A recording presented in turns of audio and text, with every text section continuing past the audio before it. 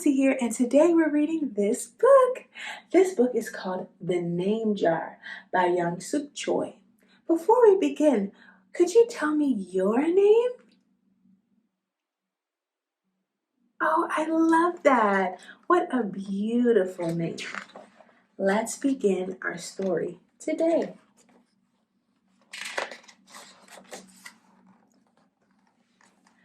Through the school bus window, Unhei looked out at the strange buildings and houses on the way to her new school. It was her first day, and she was both excited and nervous. She fingered the little block of wood in her pocket and remembered leaving her grandmother at the airport in Korea. Her grandmother had wiped away Yunhai's tears and handed her an ink pad in a small red satin pouch. "Your name is inside," she had said. "My name?" Unhei had wondered. Again she took out the red pouch to look at the wooden block with her name carved in it. As she ran her fingers along the grooves and ridges of the Korean characters, she pictured her grandmother's smile. "Is that a thing for show and tell?" a boy asked Unhei, surprising her. Unhei looked up as more kids leaned over. "No, it's mine," Unhei answered, quickly putting the pouch back in her pocket. "Are you new here? What's your name?" a girl asked. "Unhei," said Unhei. "Unhei?" the girl asked, scrunching up her face. "Ooh, Unhei," some kids chanted. No, Unhei corrected. "It's spelled Unhei. It's pronounced Unhei." "Oh, it's Unhei," the boy said. "Like you, hey. What about hey you?" Just then, the bus pulled up to the school and the doors opened. Unhei hurried to get off. "You hey, bye-bye," the kids yelled as she left.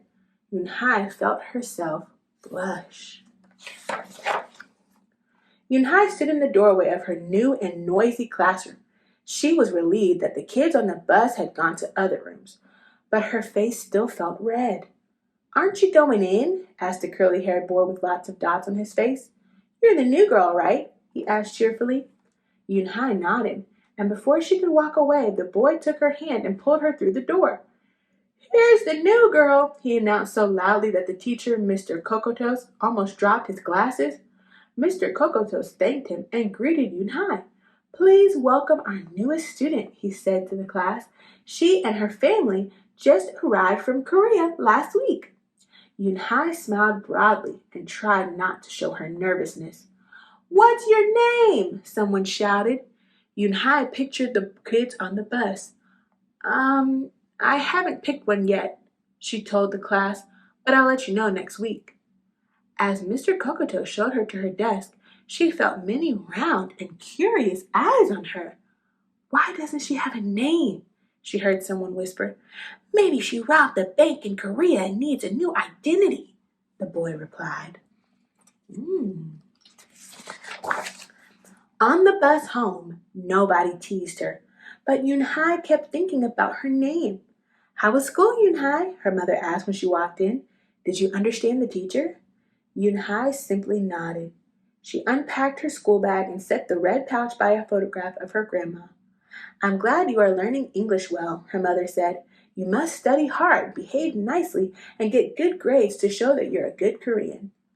"I will," replied Unhei. But I think I would like my own American name," she said quickly. Her mother looked at her with surprise. "Why? Unhei is such a beautiful name. Your grandma and I went to a name master for it." "But it's so hard to pronounce," Unhei complained. "I don't want to be different from all the American kids." "You are different, Unhei," her mother said. "That's a good thing." Unhei just wrinkled her nose. Later that day, Unhei and her mother went grocery shopping in their new neighborhood. They passed Fadil's Falafel, Tony's Pizza, and Dot's Deli. A big graffiti-painted garbage truck roared like a lion as it took off down the street. Nothing sounded or looked familiar until they got to Kim's Market. The sign was both in English and Korean. Her mother picked up cabbage to make kimchi, a Korean-style spicy pickled cabbage, and other vegetables and meat. She also found some seaweed, Unhei's favorite for soup. It made Unhei smile. Just because we've moved to America, her mother said, doesn't mean we stop eating Korean food. At the checkout counter, a friendly man smiled at Unhei. Helping your mother with the shopping? He asked. Unhei nodded. I'm Mr. Kim, he said. And what is your name? Unhei, she answered. Ah, what a beautiful name, he said. Doesn't it mean grace? Unhei nodded again. My mother and grandmother went to a name master for it, she told him. A graceful name for a graceful girl, Mr. Kim said as he put their groceries into bags. Welcome to the neighborhood, Unhei. That evening, Unhei stood in front of the bathroom mirror. Hi, my name is Amanda, she said cheerfully. Then she wrinkled her nose. Hi, my name is Laura. Maybe not. Her smile turned down. Nothing sounded right. Nothing felt right. I don't think American kids will like me, she worried as she began to brush teeth. Hi, my name is Susie, she said to the mirror with her mouth full of toothpaste. The next morning, when Unhei arrived at school, she found a glass jar on her desk with some pieces of paper in it. Unhei took one out and read it aloud. Daisy. That's my baby sister's nickname, but she said you could use it if you want, said Cindy, who sat next to her. Unhei took out the rest of the paper. Tamala, she read. I got it from a storybook, said Nate. She was smart and brave. Unhei nodded and unfolded another piece. Wednesday? Yeah, you came here on Wednesday, said Ralph. Thank you for your help. A smile spread over Unhei's face. Ralph quickly said, we'll put more names in it, and you can pick whatever you like, or pick them all, and you'll have the longest name in history. At 3 o'clock, the bell rang for the end of the school day. Unhei looked out the window and saw it was sprinkling. It's the same rain, she thought, but in a different place. She watched other kids leaving in groups. Hey, a familiar voice called out to her. Unhei turned around to see that curly-haired boy again. I'm Joey, he said. And you? Don't you have any name? Unhei thought for a moment. Well, I can show you, she said, and took out the small red pouch. She pressed the wooden block on the ink pad and then stamped it onto a piece of paper.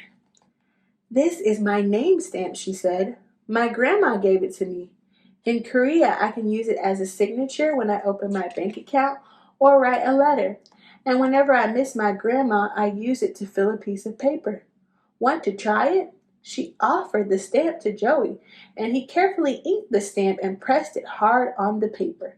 The red characters gleamed against the whiteness. Wow, that's beautiful, Joey said. Can I keep the paper? Sure, Unhei said, and then the two of them shared her umbrella as they walked to the school bus. Every day the jar got fuller with more names, and Unhei read them all. She found a few names that she liked. Miranda, Stella, Avery.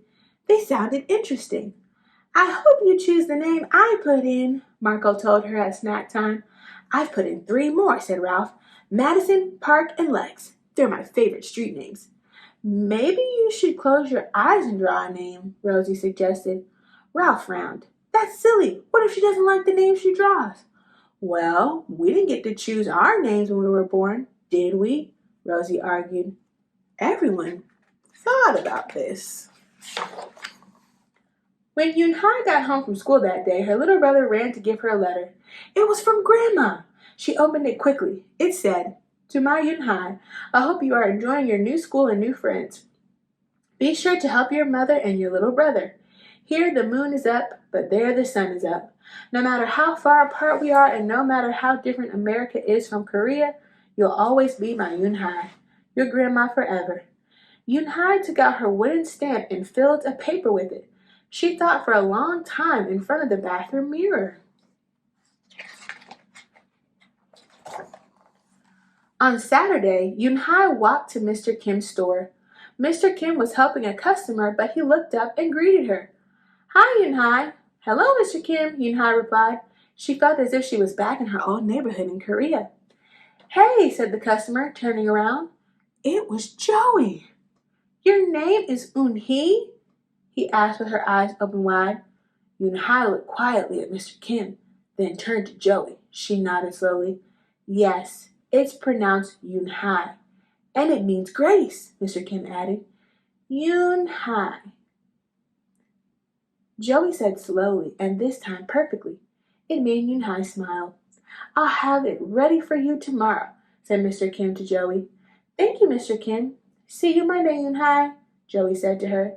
He left before she could ask him why he was at the store. Why is Joey there?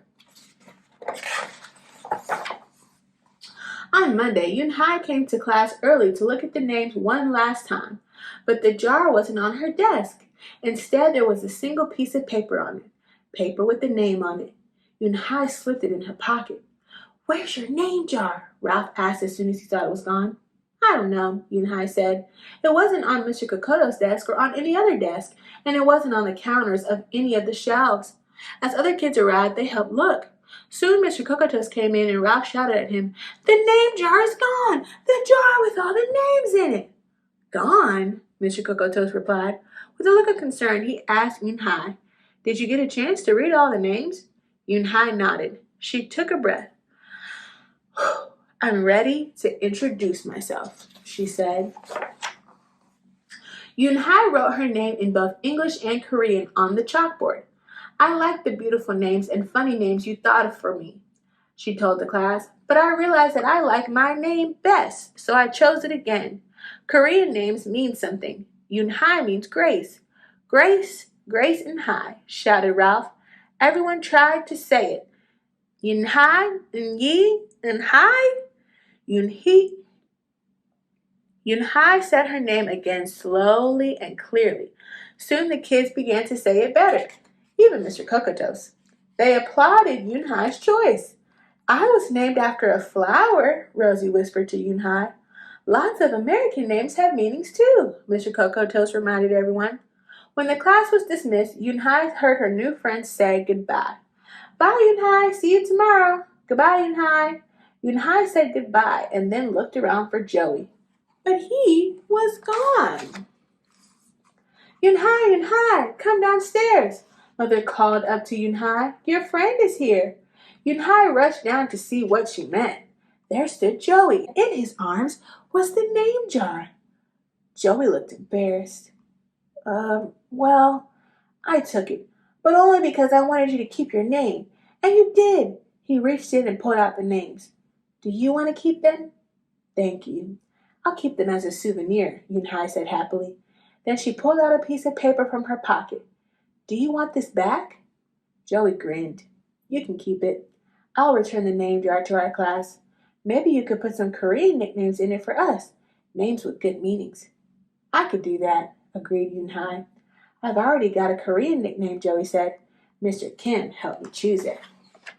Carefully, he pulled a small silver felt pouch from his pocket. Then he took out a dark wooden stamp with beautiful Korean characters carved sharply into it. He pressed it on the ink pad and then on the piece of paper next to her name. "Chinku," read Unhei. "That means friend." And Chinku smiled back. The end. Oh, what a beautiful story. I love that. Everyone is special and our names are beautiful. Thank you so much for coming to Storytime with me today. I'll see you next time. Bye-bye.